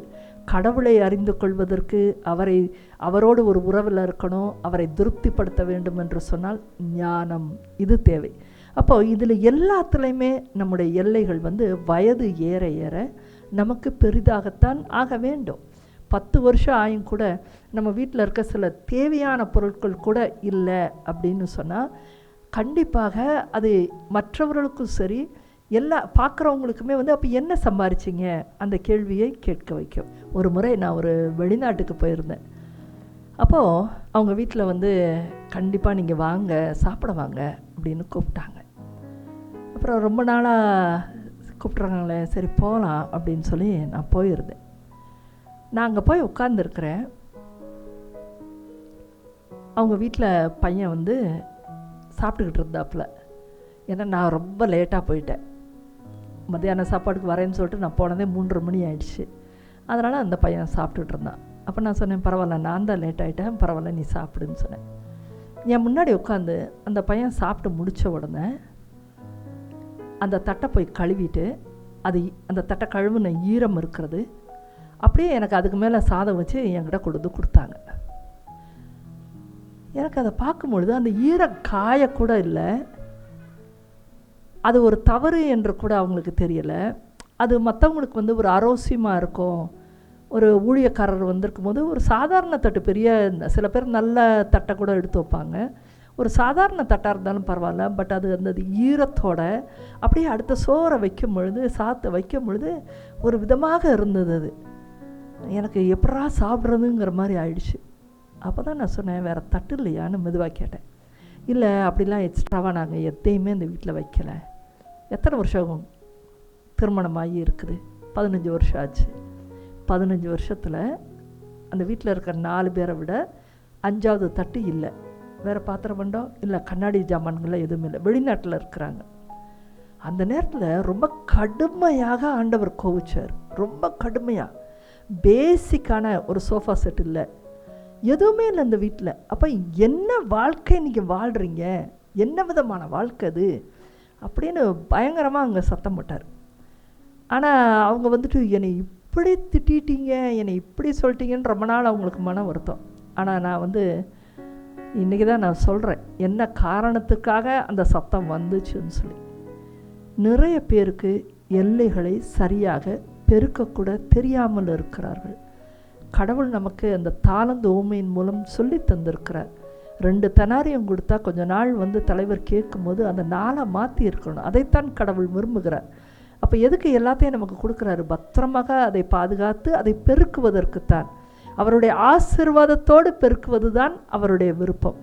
ஆனால் நமக்கு எல்லாத்தையும் கொடுத்தா கூட நம்ம எதையுமே சின்ன அளவில் யோசித்து, அது பயத்தினால் இருக்கலாம், எதிர்காலத்தை குறித்த அச்சம், பயம், இன்னொரு பக்கம் ஞானம் இல்லாத தனம், உலகியல் அறிவு இல்லாத தனம், எல்லாத்தையும் வச்சு நம்ம எல்லையை பெருக்காமலே நான் சரியாக தான் இருக்கிறேன், ஆனால் ஏன் என்னை எல்லாரும் புறக்கணிக்கிறாங்க அப்படின்னு நம்ம பேசிக்கிட்டே இருக்கிறோம். எப்பொழுது உங்களுடைய அறிவாற்றல் எல்லை பெருக்கவில்லையோ, ஒரு வட்டத்துக்குள்ளே உங்களை சேர்த்து கொள்ள மாட்டார்கள். இவங்களுக்கு பேச தெரியாது, இவங்களுக்கு சொன்னால் புரியாது என்று சொல்லி உங்களை விட அடுத்த ஸ்டேஜில் இருக்கிற மக்கள் உங்களை அந்த வட்டத்திற்குள் சேர்த்து கொள்ள மாட்டார்கள். அப்போது அந்த உரிய நேரத்தில் நாம் எல்லைகளை பெரிதாக்கத்தான் வேண்டும். இதில் மாற்று கருத்தே கிடையாது. எல்லைகளை பெரிதாக்கலன்னா தான் தவறு. அது எந்த வகையிலெல்லாம் தவறாக இருக்கும் அப்படிங்கிறதை நம்ம பார்க்கலாம். கண்டிப்பாக மனிதர்கள் இன்றைக்கு நான் பார்க்குறபோது கற்றுக்கொள்ள தயாராகவே இல்லை. எடுத்த உடனே எதை ஒன்று சொன்னாலுமே எனக்கு அதுக்கெல்லாம் நேரம் இல்லை என்று சொல்லுகிறாங்க. இப்போது நீங்கள் ஒரு டீச்சராக இருக்கலாம். அப்போ ஃபார் எக்ஸாம்பிளுக்கு ஒரு கார்டனிங் குரூப்பு கார்டனிங்கெல்லாம் நாங்கள் சொல்லித்தரோம் வாங்க அப்படின்னு சொல்லும்போது, இந்த டீச்சருக்கு என்ன நினைக்கிறாங்கன்னா, எதற்கு அது நம்ம வீட்டில் செடியை வச்சு நான் தண்ணி ஊற்ற போகிறதில்ல, அதை பராமரிக்க எனக்கு நேரம் இல்லை, அதனால் என்னுடைய ஃபீல்டுக்கு அது இல்லை, அதனால் எனக்கு அது தேவையில்லை என்று சொல்லி அவங்க இந்த ஒரு காரியத்தை கற்றுக்கொள்ள முடியாமல் நிராகரித்து விடுகிறார்கள். இப்படி தான் நம்ம இன்றைக்கி எல்லா விஷயத்துலையும் நம்ம என்ன பண்ணுறோம்னா, இது எனக்கு ஏதாவது ஒத்து வருதா, இது வேணான்னு சொல்லி நிறைய காரியங்களை நாம் கற்றுக்கொள்ளாமல் விட்டு விடுகிறோம். ஆனால் எந்த ஒரு விஷயம் நம்ம தேடி வரும் பொழுது அந்த தேடி வருவதே கடவுள் கற்றுக்கொள்ள செய்ய சொல்கிறார் என்கிற ஒரு நம்பிக்கை நமக்குள்ளே இருந்துச்சுன்னா, எதுக்கு இது கடவுள் அனுமதிக்காமல் நம்மகிட்ட வந்திருக்காது, கடவுளை இதை நீங்கள் அனுமதிக்கிறீங்களா, இதை நான் கற்றுக்கொள்ள நீங்கள் ஆசைப்படுறீங்களா அப்படின்னு சொல்லி அவருடைய சித்தத்தை நம்ம தேடி போகலை. நம்ம என்ன பண்ணுறோம், நம்முடைய எண்ணங்கள் விருப்பங்களை வைத்து பார்க்கும் பொழுது, ஒரு செடி வளர்க்குறது சின்ன வயசுலேருந்து பிடிக்கலைன்னா கடைசி வரைக்கும் அவங்க ஒரு செடியை வளர்க்க மாட்டாங்க. ஆனால் கடவுள் ஒரு திட்டத்தோடு வந்திருப்பார். இயற்கையின் வழியாக நீங்கள் கடவுளை பார்க்கறதுக்கான ஒரு வாய்ப்பு வச்சுருப்பார். அவருக்கான திட்டங்கள் வெவ்வேறு வகையில் இருக்குங்க. அது நமக்கு எடுத்த உடனே புரியாது, அது போக போக தான் புரியும். உண்மையிலே சொல்லுகிறேன், 15 ஆண்டுகள் இந்த ஊழியத்தை நான் நடத்திட்டு வரேன். இன்றைக்கு உலகளாவிய ஒரு ஊழியமாக இருக்கிறது. ஒரு லேடி ப்ரீச்சராக நான் இன்றைக்கு ஒரு சக்ஸஸ்ஃபுல்லான ஒரு லேடி ப்ரீச்சராக இன்றைக்கு இருக்கிறேன். மிகப்பெரிய ஒரு யூத் மினிஸ்ட்ரியை நான் நடத்திட்டுருக்கேன். ஒரு இன்டர்நேஷ்னல் லெவலில் ஒரு குளோபல் டிரான்ஸ்போர்ட் நான் பண்ணிக்கிட்டே இருக்கிறேன். இது எல்லாமே கடவுள் சிறு வயதிலிருந்தே இல்லை 30 வயதில் குழந்தை வச்சிருக்கும் போது கூட இதை கற்றுக்கொள் என்று சொல்லி என்கிட்ட கொடுக்கும் பொழுது என் வாழ்க்கைக்கு அதற்கும் சம்மந்தமே இல்லாமல் இருந்தது. நான் வேலைக்கு சென்ற முதல் 3 மாதங்களில் ஒரு கார் எடுக்க நேரிட்டது. அப்போ எங்கள் வீட்டில் எல்லாருமே சொன்னாங்க, எதுக்கு இப்போ கார் எடுக்கிற, இந்தியாவில் பெட்ரோல் போட்டு ஆகுமா? ஏன்னா அந்த கார் வாங்கினது 1997 வாங்கினேன். நான் ஆச்சு 25-26 வருஷத்துக்கு முன்னாடி வாங்கினேன். அப்போ என்னோடய சொந்த பந்தங்களில் யாருமே கார் வாங்கலை. எதுக்காக நீ இந்த கார் வாங்குற, ஆடம்பரமானு கேட்டாங்க. இல்லை, என் உள்ளத்தில் ரொம்ப அதிகமாக நீ வெளிநாட்டுக்கு போகணும்னா கார் ஓட்டணும் அப்படிங்கிறது இருந்தது. நான் ஒரு சாஃப்ட்வேர் இன்ஜினியர், நான் வெளிநாட்டுக்கு வேலைக்கு போக வேண்டிய ஒரு சூழ்நிலை அப்போ இருந்த மாதிரி இருந்தது. அப்போ அவங்க சொன்னாங்க, நீங்கள் கண்டிப்பாக கார் ஓட்டணும், அதை நீங்கள் கற்றுக்கொண்டு வாங்கன்னு சொன்னதுனால நான் போய் கற்றுக்கொண்டேன். அதை கற்றுக்கொண்டதுனால ஏன் விடணும்னு சொல்லிட்டு நான் ஒரு காரை வாங்கிட்டேன். ஆனால் இது மற்ற மக்களுக்கு வித்தியாசமாக இருந்தது. ஆனால் என்னுடைய உள்ளுணர்வில் அன்றைக்கும் ஆண்டவர் நிறைய பயிற்றுவித்தார். ஆனால் அன்றைக்கு நான் அந்த காரை ஓட்டுனேன், ஊழியத்திற்கு வந்தேன். முதல் 6 ஆண்டுகள் கிட்டத்தட்ட நான் ஒருவராகத்தான் காரை ஓட்டிட்டு யூத் பிள்ளைங்களை ஏற்றிட்டு நான் பல ஊழியத்தை நான் செய்தேன். இன்றைக்கு அந்த காரோட அருமை எனக்கு தெரியும். அதனால் இன்றைக்கி ஏதாவது ஒரு பிரச்சனை எதுனாலும் நான் நிதானத்தோடு அதை நான் ஹேண்டில் பண்ணுவேன். சில பேர் மாதிரிலாம் இப்போ நடுவில் நின்றுச்சு அப்படின்னா, ஐயோ என்ன ஆச்சு, அது இல்லை, அப்படியே நிதானமாக நான் பார்ப்பேன். ஓ இது இந்த பிரச்சனை இருக்கா, உடனே நம்ம மெக்கானிக்கிட்ட கொடுக்கலாம். ஏன்னா சொந்த கார் நான் வைத்திருந்தேன். கடவுள் எதற்காகவோ நமக்கு காலம் தாண்டி சில காரியங்களை எல்லைகள் பெரிதாக்க அவர் ஆசைப்பட்டிருப்பார். அப்போது எல்லைகள் நமக்கு பெரிதாகணும்னா முதல் கட்டத்தில் பயிற்றுவிப்பு இருக்கிறது, அதை நாம் எடுத்துக்கொள்ள வேண்டும். நம்ம எல்லாவற்றையும் அறிவினால் யோசித்து நம்ம நிராகரித்து கொண்டே போகிறோம். அதனாலேயே அந்த பக்கத்தில் வர வேண்டிய எல்லைகள் பெரிதாகாமலே நம்மை விட்டு தொலை தூரத்தில் போய்விடுகிறது. என்ன வயதில் இருந்தாலும் கற்றுக்கொள்ள ஆரம்பிங்கள். எதை வேண்டுமானாலும் கற்றுக்கொள்ள ஆரம்பிங்க. ஏன் சொல்கிறேன் தெரியுமா? இன்றைக்கு நான் பலதரப்பட்ட என்னை விட உயர்ந்த இடத்துல இருக்கிற பலதரப்பட்ட மக்களை நான் சந்திக்கிறேன். அப்போது என்னை விட ரொம்ப பெரிய ஸ்தானத்தில் இருக்கிறவங்க, அது பிஸ்னஸ் பீப்புளாக இருக்கலாம், இல்லை பல துறைகளில் இருக்கிறவங்க, ப்ரொஃபஷ்னல் ஃபீல்டில் இருக்கிறவங்க, அல்லது பிஷப்மார்கள், இப்படி பலதரப்பட்ட துறையில் ரொம்ப ஹை நாலேஜ் பொசிஷன் அப்படி இருக்கிறவங்கள்ட்ட நான் போய் இருக்கும் பொழுது, நான் ஒரு சாஃப்ட்வேர் இன்ஜினியராக இருக்கலாம், குளோபல் ட்ராவலராக இருக்கலாம், பட் அவங்களுக்கு என்னை பற்றி ரொம்ப பெருசாக தெரியாது. அப்போ என்னை ஒரு லே ப்ரீச்சர் அப்படின்னு சொல்லி குடும்பத்தின் மத்தியிலிருந்து ஒருத்தர் பிரசங்கிக்க வந்திருக்கிறாங்க. இவ்வளோதான் நம்மளை பற்றியான மதிப்பீடுகளை வச்சுருப்பாங்க. ஆனால் ஒரு 15 நிமிஷம் அவங்களோட தரத்திற்கு ஏற்ற அளவுக்கு நம்ம ஞானத்தோடு பேசும் பொழுது, அறிவாற்றலோடு பேசும் பொழுது, எப்போ பேச முடியும்னா நீங்கள் அதில் தேர்ச்சி அடைந்திருக்கும் பொழுது தான். நமக்கு அந்த விஷயங்களோட உள் விஷயங்களெல்லாம் தெரிஞ்சிருந்தா தான், நம்ம அந்த விஷயத்தை செய்து பார்த்துருந்தால்தான், அப்போ நமக்கு அந்த எக்ஸ்பீரியன்ஸ் தான் நம்ம பேசும் பொழுது வெளிப்படும் பொழுது உடனடியாக நம்மை ஏற்றுக்கொள்வார்கள். அந்த இடத்துல நம்ம ஞானமாய் பேசுவதுங்கிறது வெறும் வார்த்தையிலேருந்து வராது, நம்முடைய வாழ்க்கை அனுபவத்திலிருந்து அது வருவது. அப்போ உடனடியாக ஒரு அரை மணி நேரம் கிடைக்கிறது இடத்துக்குள்ளேயே ஒரு உறவு ஏற்பட்டு அது இவங்கள நம்பலாம், இவங்களுக்கு விஷயங்கள் தெரிஞ்சிருக்கு, இவங்க இந்த காரியத்தை எடுத்து செஞ்சிருவாங்க, பிரச்சனைகள் வந்தாலும் இவங்க சமாளிப்பாங்க என்று சொல்லக்கூடிய ஒரு நல்ல எண்ணத்தை நம்முடைய அனுபவங்கள் தான் வெளியே கொண்டு வருகிறது. நிறைய அனுபவங்களைத்தான் எல்லைகளை பெரிதாக்கி இருக்கிறது என்று சொல்லிக்கொண்டே இருக்கிறேன். நம்ம எதையுமே கற்றுக்கொள்ள முயற்சிக்க வேண்டும். அப்போது ஒரு சின்ன ஒரு உதாரணத்தை உங்களுக்கு சொல்லுகிறேன். இப்போது நிறைய பேர் இந்த காலகட்டத்தில், இல்லை உங்கள் காலகட்டத்திலையும் சிறு வயதில் ஒரு பியானோ கிளாஸுக்கு போய் நம்ம கீபோர்டு வாசிக்கலாம் அப்படின்னு சொல்லி முதல்ல போயிருப்பாங்க. நீங்கள் ஒரு கேம்ஸில் போய் சேர்ந்துருக்கலாம், அல்லது இந்த செஸ்ஸில் இல்லாட்டி ஏதாவது ஒரு கேம்ஸ் உங்கள் ஸ்கூலில் இருக்க கேம்ஸில் சேர்ந்துருப்பீங்க. இந்த மாதிரி கீபோர்டு வாசிக்க சேர்ந்துருக்கலாம். ஸ்விம்மிங் கற்றுக்கொள்ள நீங்கள் போயிருந்துருக்கலாம். ஆனால் நீங்கள் சரியாக எல்லா கிரேடையும் முடிச்சிங்களா? ஏதாவது நல்ல நிலைக்கு முடிச்சிங்களா? இல்லை. ஏன்னா நீங்கள் ஒரு கிளாஸ் போயிருப்பீங்க, ஒரு 3 மாதம் போயிருப்பீங்க, அப்புறம் விட்டுருப்பீங்க. இப்போது இந்த சம்பவத்தை உங்கள் எல்லாருடைய வாழ்க்கையிலையும், இப்போ தையல் கற்றுக்க கூட போயிருப்பீங்க, அதை அரைக்குறையாக கற்றுட்டு அதை அப்போன்னு விட்டுட்டு வந்திருப்பீங்க. இப்படி எல்லாருடைய வாழ்க்கையிலையும் நிறைய அரைக்குறையான சம்பவங்கள் நம்ம வாழ்க்கையில் இருக்குது. இதை ஒன்றை இப்பொழுது நினைவில் வச்சுட்டு நீங்கள் யோசித்து இப்பொழுது நாம் தியானிக்க போகிறோம். ஒரு கீபோர்டு கற்றுக்கொள்ள வேண்டும் என்று ஒருவன் போனால் கூட அவனுடைய எல்லையை இப்பொழுது பெரிதாக்க வேண்டும். எல்லைகளை தொடும் பொழுது எல்லாமே உன்னோட பவுண்ட்ரிலேருந்து இன்னொருத்தனோட பவுண்ட்ரியை நீ உள்ளே போகிற அப்படிங்கிற போது, உங்கள் பக்கத்தில் ஒருத்தன் படிச்சுட்ருப்பான், அவனுக்கு உச்சி கொட்டுவான். மாஸ்டர் இவ்வளோ நாள் நம்மக்கிட்டே சொல்லி கொடுத்துட்ருந்தாரு, இப்போ பாரு அவனையும் சேர்த்து பார்க்குறாரு. மாஸ்டர் அவன் சரியாகவே வாசிக்க மாட்டேங்கிறான் மாஸ்டர் அப்படின்னு சொல்லுவான். எந்த இடத்துலையும் தீங்கு காத்திருக்கும். அப்போது இதை எல்லாவற்றையும் தாண்டி, பிரச்சனைகளை தாண்டி, ஒரு மாஸ்டர் நல்லாவே இருக்க மாட்டார், ஒழுங்காக சொல்லிக் கொடுக்க மாட்டார், ஆனால் ஆர்வத்தோடு அவன் அடுத்த மாஸ்டரை தேடி போகிறான். யார் இந்த தொடர் ஓட்டத்தில் நின்று கற்று ஜெயித்து வருகிறானோ அவன் பெரிய கீபோர்டிஸ்டாக மாறுகிறான் ஒரு கட்டத்தில். ஆனால் நமக்கு தெரிஞ்சு எல்லாருமே ஒரு பியானோவை தொட்டு பார்த்துருக்குறோம், ஆனால் நம்ம கற்றுக்கொள்ள ஆர்வம் கூட இல்லாமல் இருக்கிறோம். நிறைய பேர் கிளாஸுக்கு போயிட்டு வெளியே வந்தவங்களாக இருக்கிறோம், நிறைய பேர் ரொம்ப நாள் கற்றுக்கிட்டே இருக்கிறோம், அதை விட்டுறோம். ஏன்னு சொன்னால் அதில் இருக்கிற தீங்குகளை, நமக்கு நேரம் இல்லாமல் போகலாம், அந்த மாஸ்டரை இல்லாமல் பெறுவார், இப்படி பல தீங்குகளை நாம் எதிர்கொள்ள முடியாமல், ஏன்னா கடவுள் ஆசீர்வதித்து நமக்கு தரவில்லை.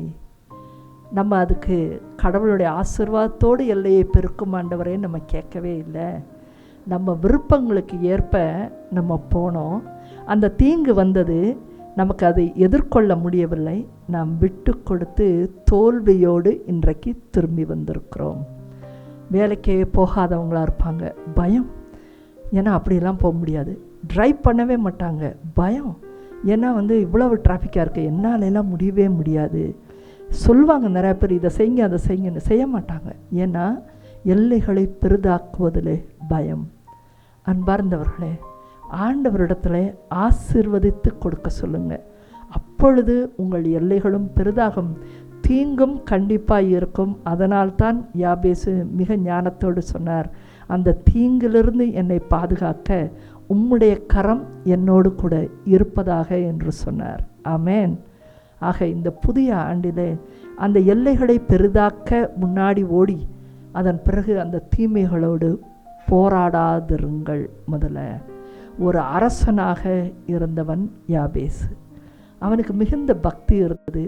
உண்மை கடவுளாம் அந்த யாவே கடவுளை, இஸ்ரேலின் தேவனை நோக்கி அவர் ஜெபித்தார் என்று பார்க்கிறோம். அவர் அரசனாக இருந்தார், தன்னுடைய விருப்பங்களுக்கு அவர் இடம் கொடுக்கவில்லை, மாறாக ஆண்டவருடைய ஆசீர்வாதத்திற்காய் அவர் காத்திருந்தார்.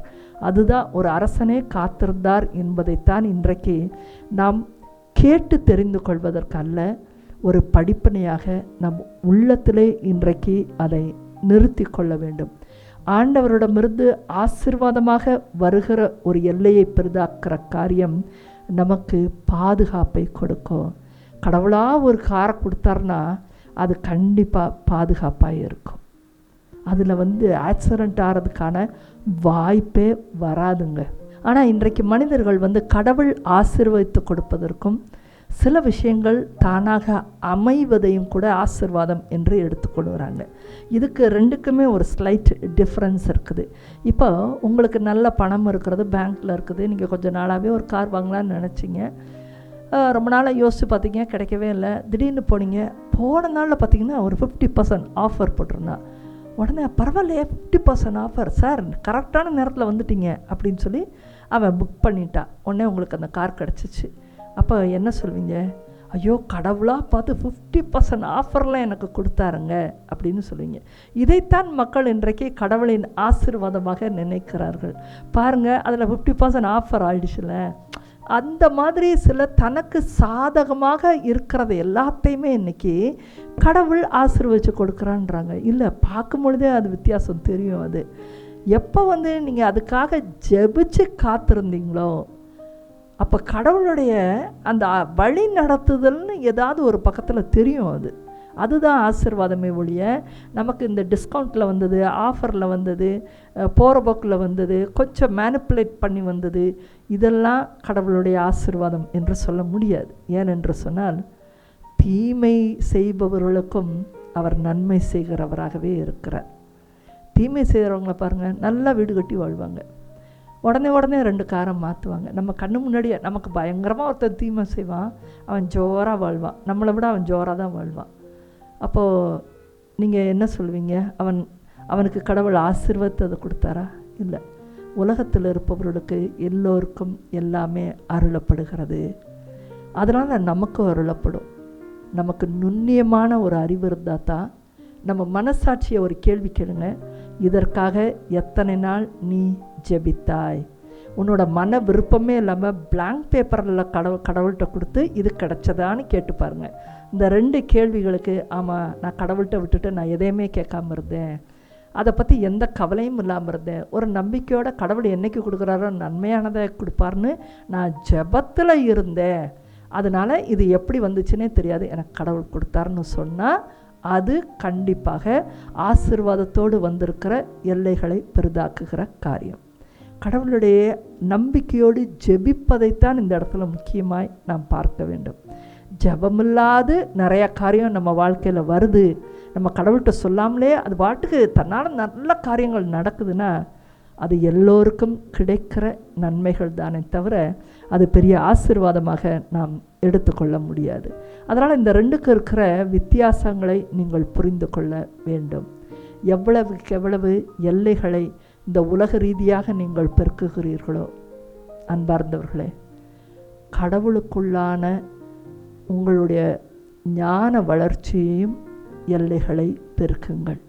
இதை மட்டும் பெருக்கி நீங்கள் கடவுளுக்குள்ளே இருக்கிற உறவில் நீங்கள் பெருக்கம் ஆகலைன்னா, உங்கள் எல்லைகள் விரிவாகலைன்னா, இது எல்லாமே வீணிலும் வீணே.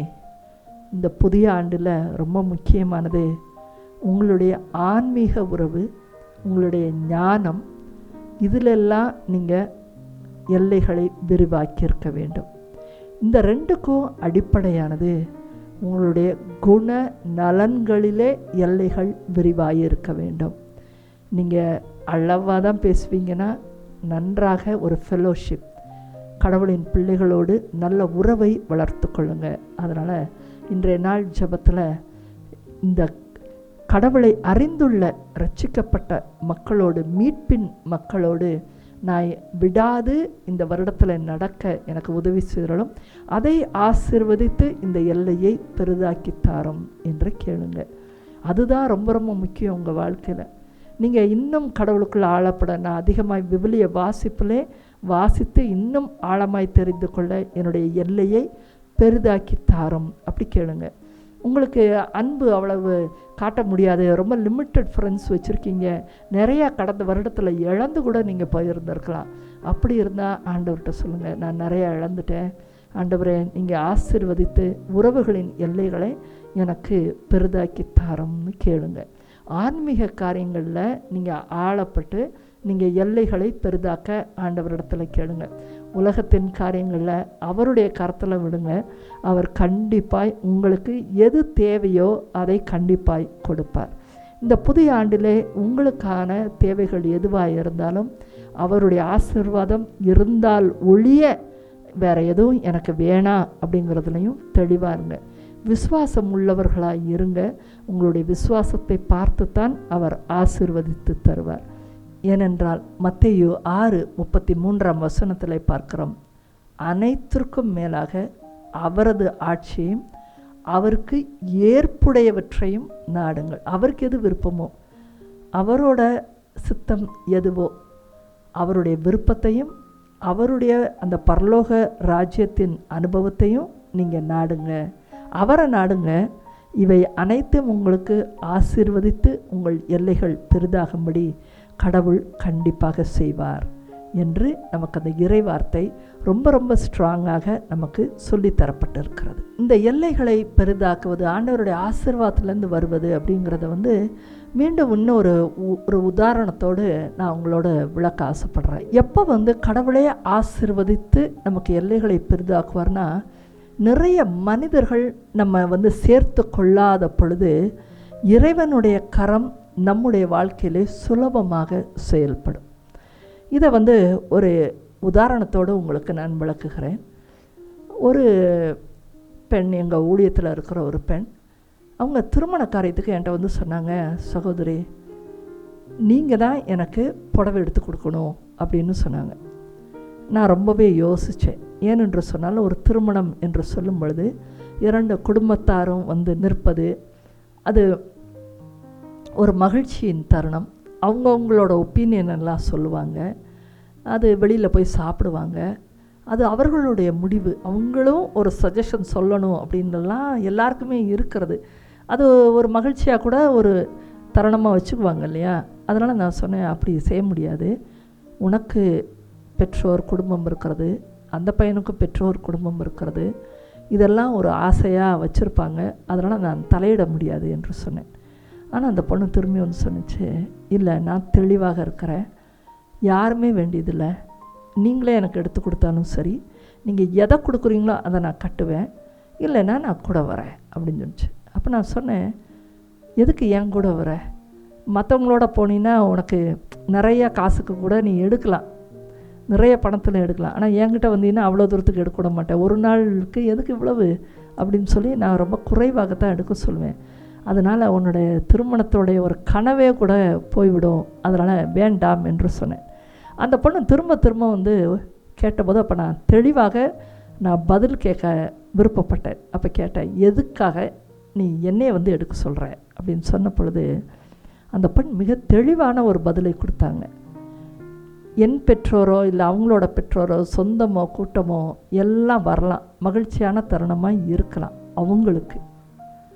எனக்கு அது ஆசீர்வாதமாய் முடியுமாங்கிறது கேள்விக்குறிதான். இந்த மனிதர்கள் தங்களுடைய விருப்பத்தை என்மேல் திணிப்பார்கள். அவங்களோட பட்ஜெட்டுக்கு அது வருதான்னு ஒரு சிலர் பார்த்துக்கிட்டே இருப்பாங்க. அவங்களோட கலர் சாய்ஸுக்கு எப்படி இருக்குன்னு சில பேர் பார்ப்பாங்க. இந்த உலகில் ரீதியான மனிதர்களிடமிருந்து எனக்கு அந்த பொருள் ஆசீர்வாதமாக வரவே வராது. அதனால் எனக்கு அந்த பொருளை எடுத்த பிறகு, வாங்கின பிறகு யாரையா போய் இப்போ நீ ஆசீர்வதி என்று சொல்ல நான் விரும்பவே இல்லை. நீங்கள் எதை கொடுக்குறீங்களோ அது எனக்கு ஆசீர்வாதமாகவே வருகிறது, ஆசீர்வதித்து வருகிறது. எனக்கு அதுதான் வேணுமே ஒழிய எனக்கு விலை உயர்ந்த ஒரு உடை எனக்கு வேணவே வேணாம் அப்படின்னு சொன்னாங்க. அவங்க வீட்லேயும் அவங்க அப்படியே சொல்லிவிட்டு நானே வாங்கிக்கிறேன் அப்படின்னு சொல்லி முடிச்சுட்டு அவங்க என்னை கூட்டிகிட்டு போனாங்க. எனக்கு அது ஆச்சரியமாகத்தான் இருந்தது. இப்போ என்னாச்சுன்னா, பொறுப்பு என் தோளில் விழுந்த மாதிரி ஆயிடுச்சு. ஒரு ஆசீர்வாதத்தை இப்போ நான் கடவுள்கிட்டேருந்து பெற்று இவங்களுக்கு நான் கொடுத்தே ஆகணும். நான் கொஞ்சம் நேரம் யோசித்து நான் ஜெபத்தில் இருந்த பொழுது என்னுடைய ஆஃபீஸில் இருக்கிற பையனுக்கு ஒரு கடையில் வாங்கினாங்க. ரொம்ப குறைவான இதில் அது நிறைவாகவும் இருந்தது. அப்போ என் மனசில் ஆவியானவர் உணர்த்தினார், இந்த கடைக்கே நம்ம போகலாம் அப்படின்னு எனக்கும் தோன்றினது. அப்போ கடவுள் அந்த இடத்துல செயல்படுவார் என்று நானும் விசுவசித்து அந்த ஊருக்கே நாங்கள் போயிட்டோம். அந்த ஊரில் பார்த்திங்கன்னா தெருக்கு தெரு ஃபுல்லாக அந்த பக்கம் இந்த பக்கம் எல்லாமே கடைகள், இந்த மாதிரி திருமண புடவைகள் இருக்கிற இடம் தான். அப்போது நான் இந்த பையன்கிட்ட கேட்டேன், உனக்கு எடுத்து அதே கடைக்கே நம்ம போகலாம்ப்பான்னு சொல்லி. ஆனால் அவனும் அந்த இடத்துல போய் பார்த்தா அவனோட கடை இல்லை. பல இடங்களில் தேடுறோம், கடை இல்லை. அப்போ நான் சொன்னேன், சரி ஒரு பெரிய கடை இருக்குது, இங்கே போய் பார்ப்போம். இப்போது எனக்கு போராட்டமாக இருக்கிறது. ஆண்டவர் ஆசீர்வதித்து எல்லையை பெருக்க வேண்டுமே, ஆசீர்வதித்து கொடுக்குறாருங்கிறதுக்கு எனக்கு ஒரு சிம்டம் வேணும். இந்த சிம்டம் இல்லாமல் எந்த ஒரு புடவையை நான் எடுத்துகிட்டு போனாலும் எனக்கு அது திருப்தியாக இருக்காது. ஆண்டவரே, நீங்கள் தான் ஆசீர்வதித்து இதை கொடுக்குறீங்கன்றது எனக்கு தெரிஞ்சாலோடைய இந்த ஊரை விட்டே நான் போக தயாராக இல்லை. அதனால் எனக்கு எப்படியாவது ஒரு சிம்டம் காமிங்க அப்படின்னு சொல்லிவிட்டு நாங்கள் அந்த பெரிய கடைக்குள்ளே போக பார்த்தப்ப அவங்க சொல்லிட்டாங்க, மத்தியான நேரம், சாப்பாட்டு நேரம், நிறைய கடைகளை இப்போ மூடிட்டாங்க, இப்போ கிடையாது, இன்னும் 2 மணி நேரம் கழிச்சு வாங்க அப்படின்னு சொல்லி அனுப்பிட்டாங்க. என்னடா சிக்கல் மேலே சிக்கல் வருது பார்த்திங்களா? எல்லைகளை பெரிதாக்க நம்ம முதல் ஸ்டெப் எடுத்து வச்சாலே சிக்கல்கள் உண்டு. ஏன்னா ஆசீர்வதித்து எல்லையை பெரிதாக்க ஆசைப்படுறோம், அப்போ பிரச்சனைகள் உண்டு. இதே சமயம் நீங்கள் சும்மா போகணும்னு நினச்சிருந்தீங்கன்னு வச்சுக்கோங்களேன், நம்ம உரிய நேரத்துக்கு வந்திருப்போம், உடனே போயிருப்போம், படாவுகடமாக எல்லாம் நடக்கும், ஒரே சந்தோஷமும் அக்களிப்புமாக இருக்கும். ஆனால் ஆண்டவர்கிட்ட ஆசீர்வதித்து ஒன்றை வாங்கிறது காத்திருந்தீங்கன்னா சில சமயங்கள் தனிமையாகத்தான் நீங்கள் போராட வேண்டியிருக்கும். மனிதர்கள் கூட இருக்கிற பொழுது மனிதனுடைய அறிவாற்றல் தான் வேலை செய்கிறது. அவனுடைய பெருமை நிறைய இடத்துல வேலை செய்கிறது. அவனுடைய பகட்டு அந்த இடத்துல வேலை செய்கிறது. மனிதனுடைய விருப்பங்கள், நிறைய பேருடைய விருப்பங்கள் அதில் வேலை செய்கிறது. கடவுளுக்கு அந்த இடத்துல இடமே இல்லை. எப்பொழுது தனிமையாக நீங்கள் ஒரு காரியத்தில் போய் நிற்கிறீர்களோ அப்பொழுது ஒருவனையும் கடவுள் தனிமையாய் விடுவதில்லை. அந்த இடத்துல தான் கடவுள் ஒரு காரியத்தை உங்கள் கையில் கொடுக்க, அவர் கையிலேருந்து வந்துட்டாலே அது ஆசீர்வாதம் தான். ஆசீர்வதித்து கொடுக்க அந்த இடத்துல வருகிறார். அன்றைக்கு ஒரு இக்கட்டான சூழ்நிலை நான் உணர்ந்தேன். ஐயோடா, இப்படி வந்ததே தப்பு போல் இருக்குது, இன்னும் 2 மணி நேரம் நம்ம என்ன பண்ண போகிறோம், அப்படி ஒரு திகைப்பாக இருந்தது. அப்போ எய்த்தாப்பில் ஒரு சின்ன கடை இருந்துச்சு. அப்போ நானே பார்த்து சொன்னேன், ஒரு சின்ன கடை இருக்குது, பரவாயில்ல, அங்கே கண்டிப்பாக நமக்கு கிடைக்கும்னு தோணுது, நம்ம அங்கே போகலாம். நான் சொல்லிவிட்டு அங்கே உள்ளே போயிட்டேன். அங்கே போன உடனே அவங்க நிறைய துணி எடுத்து போடுறாங்க. இவங்களுக்கு சொந்தக்காரவங்களுக்கு எல்லாம் இந்த பெண் வரிசையாக எடுக்க ஆரம்பிக்குது. ஒரு 2 மணி நேரம் அங்கே செலவு பண்ணோம். அந்த நேரம் முழுக்க நான் ஜெபத்தில் இருந்தேன். ஆண்டவரே, நம்பி வந்திருக்கிறாங்க, ஒரு ஆசீர்வாதமுள்ள ஒரு உடையை கேட்குறாங்க, நீங்கள் ஆசீர்வதித்தால் ஒழிய நான் இந்த இடத்த விட்டு போக போகிறதில்ல, எனக்கு ஒரு சிம்டம் காமிங்க அப்படின்னு சொல்லி அந்த கடைக்காரரும் நிறையா பேசுகிறாரு எங்களோட கூட. கடைசியாக ஒரு திருமண உடையை காமிச்சார். மிக குறைவான விலை தான் அது. ஆனால் இந்த பெண் அதை மன நிறைவாக எடுத்துட்டாங்க. என்கிட்ட கேட்டாங்க, சகோதரி உங்களுக்கு இது பிடிச்சிருக்கா, உங்களுக்கு இது பிடிச்சிருக்கான்னாங்க. நான் இப்படியே கொஞ்ச நேரம் பார்த்துட்டு, இது ரொம்ப அழகாக தான் இருக்குது, இந்த கலர் ரொம்ப அழகாக இருக்குது, வித்தியாசமாகவும் இருக்கிறது, எடுத்துக்கோ அப்படின்னு சொல்லிட்டேன். ஆனால் அந்த பொண்ணுக்கிட்ட டைம் ஆகிட்டுருக்கு, அதனால் நான் சொல்கிறேன். ஆனால் உள்ளத்தில், ஆண்டவரே, எனக்கு சிம்டம், எனக்கு நீங்கள் தான் ஆசீர்வதிச்சு கொடுத்துருக்கீங்கிறதுக்கு எனக்கு தெளிவாகணும். அந்த பிள்ளை நம்புது, என் வழியாக வர்றதுனால அது ஆசீர்வாதம் உள்ளதுன்னு நம்புது. ஆனால் எனக்கு விசுவசிக்க ஒரு காரணம், ஒரு காரியம் எனக்கு நீங்கள் காமிச்சே ஆகணும் அப்படின்னு சொன்னேன். நாங்கள் எல்லாத்தையும் முடித்து பில்லெல்லாம் செட்டில் பண்ணி இப்படி வெளியே வரும்போது தான் என் கூட வந்த பையன் பார்த்து சொன்னா, சிஸ்டர், நாங்கள் புடவை எடுத்த கடையும் இதே கடை தான் சிஸ்டர், ஆச்சரியம் பாருங்களேன், போர்டை தள்ளி வச்சுருக்குறாங்க உள்பக்கமாக, இப்போ தான் நம்ம பார்க்குறோம் அப்படின்னு சொன்னாங்க. எனக்கு ரொம்ப ஆச்சரியமாக போயிடுச்சு. திருப்பி அந்த கடைக்குள்ளே போய், ஏங்க அந்த கடை இவ்வளோ நாள் இங்கே தான் இருந்துச்சா அப்படின்னு கேட்கும்போது அவர் சொன்னார், இல்லை, நாங்கள் அந்த பக்கம் இருந்தோம், மாற்றிட்டு இப்போ இந்த பக்கம் வந்துட்டோம், நிறைய பேர்த்துக்கு தெரியாது நாங்கள் இங்கே வந்தது அப்படின்னு சொன்னார். எனக்கு ரொம்ப ரொம்ப ஆச்சரியமாக இருந்தது. இந்த இடத்திற்கு அவரை தேடி அங்கே போனோம், காணோம், எங்கேயும் தேடி காணோம். நாங்கள் எப்படியோ ஒரு கடை சொல்லி இந்த கடைக்கு வந்தோம். அந்த கடை எங்களுக்காகவே சாத்தி இருந்தது. நாங்களாம் எதிர்த்தாப்பில் இருக்கிறதுக்குன்னு வந்தோம். அந்த இடத்துல நாங்கள் எடுத்தோம் இவ்வளோ நேரம்.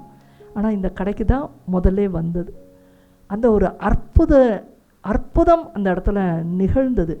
அது எனக்கு மிகுந்த மகிழ்ச்சியை கொண்டு வந்தது. இந்த உடை ஆசீர்வதிக்கப்பட்டு எங்களுக்காக காத்திருந்து, அது அவளுடைய திருமண வாழ்க்கையின் எல்லைகளை விரிவாக்குவதற்காக அது வந்திருந்தது என்று எனக்கு ரொம்ப தெளிவாக இருந்துச்சு. அப்போ அந்த அற்புதத்தை அந்த கடையில் வாசலே நின்று நாங்கள் 3 பேரும் ரொம்ப நேரம் அதை நினச்சி பகிர்ந்து கொண்டே இருந்தோம். எத்தனை கடை இருக்குது இந்த ஊரில், ஆனால் நம்ம வேறு எங்கேயும் போகல பாரு. எதை நினைத்து கடவுள் எங்கே போக சொன்னாரோ அது எப்படியோ இந்த தீங்குகளுக்கு மத்தியில் நாங்கள் கரெக்டாக கண்டுபிடிச்சிட்டோம். அதை கடவுள் இதை ஆசீர்வதிச்சிருக்கிறாரு அப்படிங்கிற ஒரு பெரிய சந்தோஷம் அன்றைக்கு எங்களுக்குள்ளே இருந்தது. அன்பார்ந்தவர்களே, வெறும் உடை தான், ஆனாலும் கூட அது முக்கியமான ஒரு நிகழ்வின் உடை, ஒரு தொடக்கத்தின் உடை. அப்போ என்னாகும், அதை ஆசீர்வதித்திருக்கிறார் கடவுள் என்று சொன்னால், இயேசு அதன் மீது அதனுடைய ஆசீர்வாதத்தை பொழிந்திருக்கிறார் என்று சொன்னால் அந்த நிகழ்வை ஆசீர்வதித்திருக்கிறார் என்ற அர்த்தம்.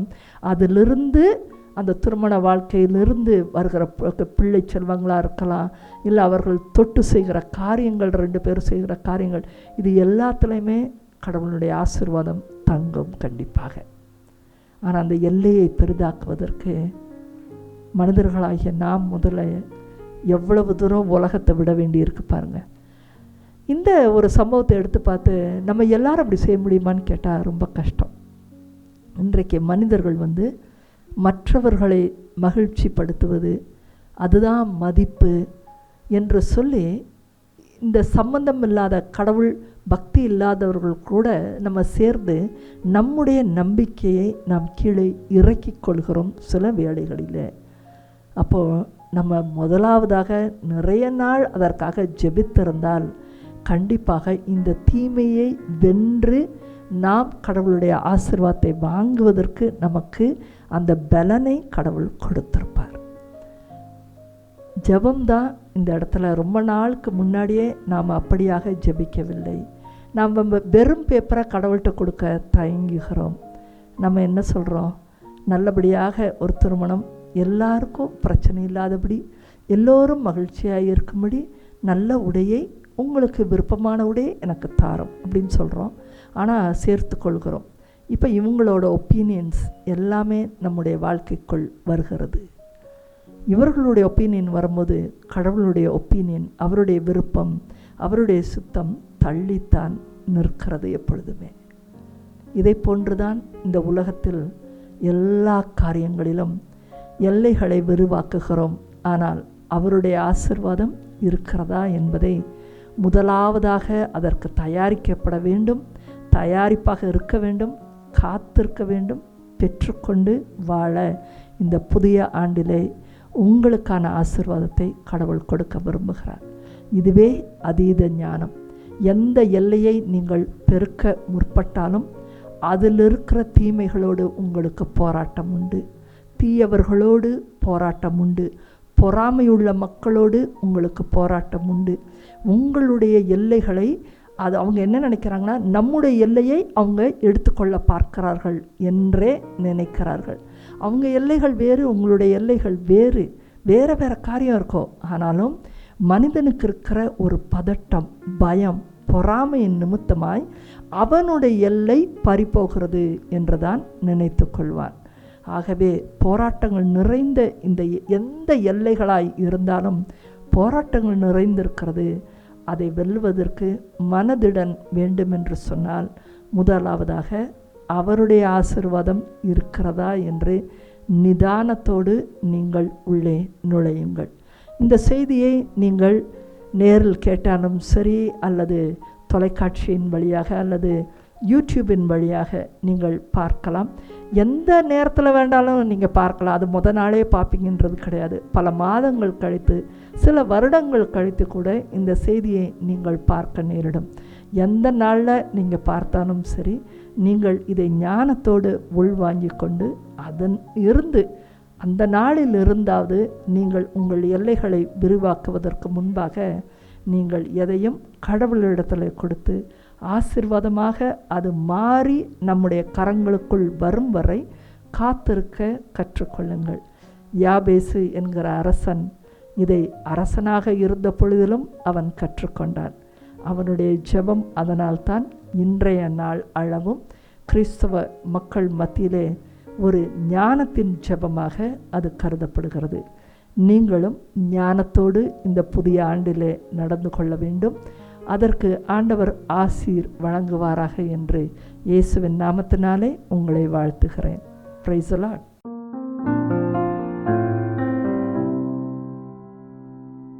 எல்லோரும் கண்களை மூடி இந்த புதிய ஆண்டிற்கான ஜெபத்திற்குள் நாம் கடந்து செல்வோம். இந்த 2024ஆம் ஆண்டிலே உங்கள் அனைவருடைய வாழ்க்கையிலும் உங்கள் எல்லைகள் விரிவாக்கப்படுவதாக. இதோ கடந்த ஆண்டிலே நீங்கள் நிறைய தீமைகளை அந்த எல்லைகளுக்குள் சந்தித்து நீங்கள் மிகுந்த மனபாரத்தோடோ பிரச்சனைகளோடோ கண்ணீரோடோ இருந்து கொண்டிருக்கலாம். ஆண்டவரே, எனக்கு ஒரு விடிவை தாரும், இந்த புதிய ஆண்டிலே எனக்கு ஒரு விடிவை தாரும் என்று கேட்கிறீர்களா? இதோ இத்தனை நாளும் உங்களை காத்த அந்த எபினேசர் இந்த புதிய ஆண்டிலே உங்களை ஆசீர்வாதமாய் வைத்து கொள்ளப் போகிறார். இதோ அவரிடத்திலே வாருங்கள். இதோ அவரிடத்திலே சொல்லலாமா? அந்த யாபேசின் ஜெபத்தை நாம் இன்றைய நாளிலே நாம் சொல்லலாமா? ஆண்டவரே, தீங்கு என்னை அணுகாதபடி உம்முடைய கரம் என்னோடு கூட இருக்கட்டும். இதோ இந்த காரியங்கள் ஏற்கனவே என்னிடத்தில் வந்து விட்டாலும் உம்முடைய இரக்கத்தின் வழியாய் நீர் ஆசீர்வதித்து தந்திரலும். இதோ இந்த தீங்குகளிலிருந்து என்னை பாதுகாக்க நீர் ஒருவர் மாத்திரமே உண்டு. ஆகவே இந்த தீமைகளிலிருந்து இந்த புதிய ஆண்டிலே என்னை விடுதலை செய்தருளும். ஆண்டவரே, பணப்பிரச்சனைகளோடு போராடி கொண்டிருந்தால் இந்த புதிய ஆண்டிலே ஆண்டவர் அந்த தீங்கிலிருந்து உங்களை விடுதலை செய்வாராக. இதோ நீ கடன் வாங்கி கொண்டிருக்கிற ஆளாய் இருந்தால் இந்த புதிய ஆண்டிலே நீ கடன் கொடுப்பவராய் மாறும்படி ஆண்டவர் அந்த தீங்கிலிருந்து உன்னை பாதுகாப்பாராக.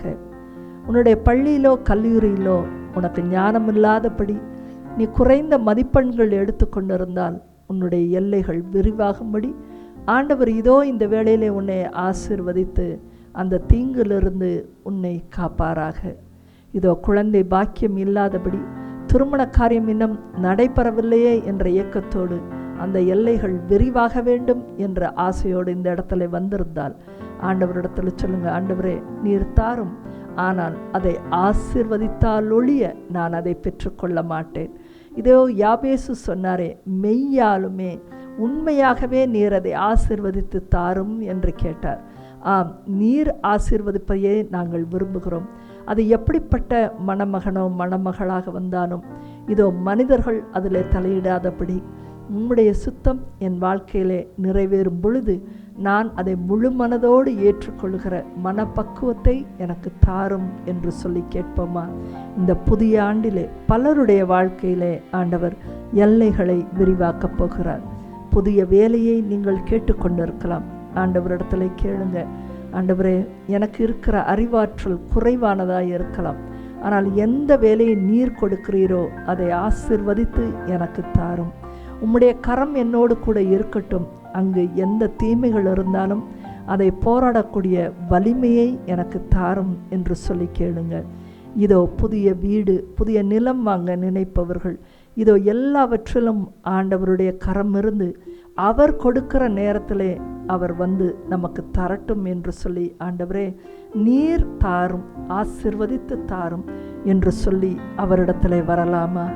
இதோ இந்த வேளையிலே விசேஷித்த விதமாய் உங்களுடைய குணநலன்கள் மாறும்படி, அதனுடைய எல்லைகள் விரிவாகும்படி இந்த வேளையிலே நான் ஜெபிக்க போகிறேன். இதோ உங்களுக்குள்ளே பயம் இருந்தால் இந்த வேளையில் ஆண்டவர்கிட்ட சொல்லுங்கள், எத்தனையோ ஆண்டுகள் நான் பயத்தினாலே வாழ்கிறேன் ஆண்டவரே, இந்த புதிய ஆண்டிலே அந்த பயத்தின் ஆவிகள் எல்லாம் என்னை விட்டு வெளியேறி என்னுடைய உள்ளத்திற்கு திடத்தின் ஆவியை நீர் ஆசீர்வதித்து தந்திரலும், என்னுடைய எல்லையை பெரிதாக்கும் ஆண்டவரே என்று சொல்லுங்க. இதோ இன்றைய நாளில் நீங்கள் பெற்றுக்கொள்ளுங்க. ஆண்டவருடைய இறைவார்த்தை அதனாலேயே உங்களுக்கு அருளப்பட்டு இருக்கிறது. நீங்கள் நம்பிக்கையோடு கேட்கும் பொழுது அது உங்களுக்கு கண்டிப்பாய் வந்து சேரும். இதோ இன்றைய நாளில் உங்கள் குடும்பத்தின் சமாதானத்திற்காய் கேளுங்கள். தீங்கு அணுகாதபடி இதோ உம்முடைய கரம் எங்களோடு கூட இருப்பதாக. உம்முடைய கரம் எப்பொழுதும் எங்கள் வீட்டின் மீது இருப்பதாக. இதோ நீர் எங்கள் வீட்டிலே வாசம் செய்ய வாரம் தகப்பனே. நீர் வந்து இந்த எல்லைகளை பெரிதாக்கும் என்று சொல்லுங்கள். இதோ உங்களை பிள்ளைகள் தொலை தூரத்தில் இருந்தால் நல்ல உடல் சுகத்தோடும் ஞானத்தோடும் இருக்கும்படி இதோ ஆண்டவருடைய கரம் அந்த பிள்ளைகளின் மீது இறங்குவதாக. இந்த வருடம் முழுவதும் முன்னும் பின்னும் பாதுகாவலாய் இருந்து அவர்களை பாதுகாப்பதாக. இதோ நீங்கள் செய்யவிருக்கிற ஒவ்வொரு பிரயாணங்களிலும் இதோ ஆண்டவருடைய சமூகம் முன்பாக சென்று எல்லைகளை பெரிதாக்குவதாக. நீங்கள் எங்கு சென்று திரும்பினாலும் தூதர்களை கொண்டு பாதுகாக்கும்படி இதோ ஆண்டவருடைய அந்த ஆசீர்வாதம் இந்த வேளையிலே உங்களுடைய எல்லைகளை பெரிதாக்கி கொண்டிருக்கிறது. இதோ வீடுகளிலே எவ்விதமான வியாதிகள் போராட்டங்கள் இருந்தால் இன்றைய நேரத்திலே ஆண்டவருடைய வல்லமை உங்கள் மீது இறங்கட்டும். அவர் ஆசீர்வதித்து உங்கள் உடல் நிலையை அவர் இந்த வேளையிலே சுகமாக்கட்டும். இதோ உங்கள் எல்லைகள் நற்சுகத்தோடு விரிவடையட்டும். இந்த வேளையிலே இந்த புதிய ஆண்டிலே இந்த உலகம் காணுகிற நோய்கள் எதுவும் உங்களை அண்டாதபடி பூரணமான ஒரு புதிய எல்லைகளுக்குள்ளாக நீங்கள் பாதுகாப்பின் எல்லைகளின் சட்டைகளுக்குள்ளாக நீங்கள் செல்வீர்களாக. இதோ அவருடைய இறக்கைகளுக்குள் அடைக்கலம் புகுந்து கொள்ளுங்கள். இதோ அவரிடமிருந்து உங்களுக்கு பாதுகாப்பு உண்டு. இந்த ஆண்டிலே ஆண்டவரே நீர் எனக்கு ஆசீர்வதித்து தாரும் என்று சொல்லி அவருடைய சட்டைகளுக்குள் நீங்கள் அடைக்கலமாய் நீங்கள் பத்திரமாய் இருந்து எல்லா வேளைகளிலும் ஆண்டவரே உம்முடைய சட்டைகளுக்குள் நான் அடைக்கலமாய் இருக்கிறேன். நான் வெளியே செல்ல விரும்பவில்லை. இந்த மனிதர்களுடைய விருப்பங்களே எனக்கு தேவையில்லை. இந்த மனிதருடைய ஆலோசனைகளே எனக்கு தேவையில்லை. நீர் கொடுக்கிற நேரத்திலே நீர் அற்புதங்களின் விதமாய் இதை நீர்தான் தருகிறீர் என்று நான் உணர்ந்து கொள்ளும் விதமாய் இதோ நீர் ஆசீர்வதித்து எனக்கு எதையுமே தாரும் ஆண்டவரே. இதோ அந்த எல்லைகள் பெரிதாகும் பொழுது இருக்கிற பிரச்சனைகள் தீங்குகளை சமாளிக்கக்கூடிய உள்ள திடத்தினை எனக்கு தாரும். அறிவாற்றலை எனக்கு தாரும். ஞானத்தை எனக்கு தாரும். வன்மையை எனக்கு தாரும். புத்தியை எனக்கு தாரும். இதோ நல்ல உடல் சுகத்தினை எனக்கு தாரும். அந்த தீமைகளை வென்று நான் தொடர்ந்து எல்லைகளை பெரிதாக்கி கொள்ள எனக்கு நீர் உதவி செய்திருளும். எந்த காரியம் என் வாழ்க்கையிலே நீர் திட்டமிட்டு நடத்துகிறீரோ அது உம்முடைய மகிமைக்காய் வந்து சேரட்டும் ஆண்டவரே. அது என்னுடைய திருப்திக்கு அல்ல, என்னுடைய பெருமைக்காய் அல்ல. அது உம்முடைய மகிமையாய், அது உமக்கான மகிமையாய் அது எல்லைகளை விரிவாக்கட்டும் சுவாமி. இதோ என்னுடைய குணநலன்களின் மாற்றம் வந்து ஒரு அன்புள்ளம் கொண்டவர்களாய் உதவி செய்கிற ஒரு உள்ளத்தை என்னுடைய எல்லைகளை நீர் பெரிதாக்கும் சுவாமி. இதோ யாபேசுனுடைய ஜெபம் என்னுடைய வாழ்க்கையில் நடந்தேறுவதாக. ஆமேன். Praise the Lord. அன்பார்ந்தவர்களே, இந்த புதிய ஆண்டிலே ஆண்டவர் உங்களை நிறைவாக ஆசீர்வதித்து அவருடைய சுத்தத்தின்படியாய் உங்களுடைய எல்லைகளை விரிவாக்குவாராக. God bless you all and a happy new year.